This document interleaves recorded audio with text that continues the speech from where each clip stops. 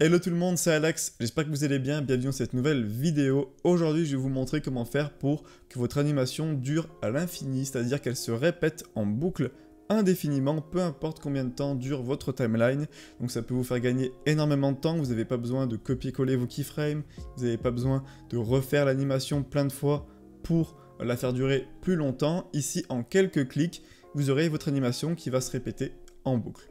Donc j'avais fait une petite animation dans ce style, voilà, qui ne dure que 3 secondes.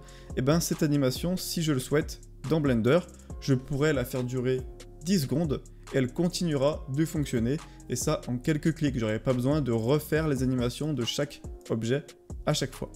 Donc on va aller sur Blender. Également, si vous souhaitez apprendre l'animation beaucoup plus en détail, beaucoup plus en profondeur dans Blender, vous retrouverez dans la description le lien vers ma formation complète sur l'animation et également ma formation gratuite si jamais vous débutez sur Blender. Donc ce qu'on va faire pour cet exemple, ça va être très simple, on va prendre notre cube, on va lui faire un 360 sur lui-même et on va lui faire répéter ça en boucle pour que ça marche, même si mon animation dure 10 000 frames par exemple. Donc ce que je vais faire, c'est que je vais cliquer sur mon cube, je vais appuyer sur I et on va cliquer sur Rotation. Donc là on peut voir que ici c'est devenu orange, jaune, ça signifie qu'on enregistre la rotation sur X, Y et Z de mon cube. Donc là ici ça a rajouté un petit losange, on appelle ça un keyframe. Donc du coup ce qu'on va faire, c'est qu'on va dire que le 360 dure 50 frames, donc je me mets sur 50. Je prends mon cube ici, je fais RZ 360, entrée, et là je réappuie sur I et je clique sur Rotation. Donc là maintenant, si je reviens au début et que j'appuie sur Play, on a notre cube qui tourne, puis qui s'arrête. Donc là maintenant le but ça va être de faire répéter ça à l'infini. Donc on va aller dans ce qu'on appelle le Graph Editor, donc c'est juste ici.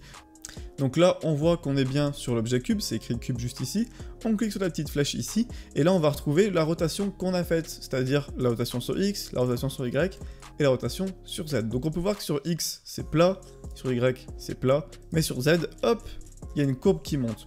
Pourquoi? Parce que c'est le seul axe qu'on a animé. C'est pour ça qu'on va retrouver cette courbe juste ici. Donc le but, c'est de faire répéter cette courbe à l'infini. Donc on la sélectionne, Z Euler Rotation, on appuie sur N pour faire apparaître ce petit menu sur la droite, et là on a un onglet modifieur, donc on vient ajouter un modifieur et on va prendre Cycles. Donc là en fait ça va venir faire répéter en boucle notre animation. Donc maintenant si je reviens au début et que j'appuie sur Play, le cube tourne et il repart. Et il va faire ça à l'infini, peu importe si je fais une animation de 10 000 frames par exemple. Alors le petit souci qu'on va pouvoir remarquer, c'est que on a comme une accélération, et là on a une décélération, puis ça reprend. En fait on n'a pas une vitesse qui est linéaire dans mon animation. Donc pour régler ce problème, on sélectionne Z Euler Rotation ici, on met sa souris par là, on appuie sur V, et là on prend Vector.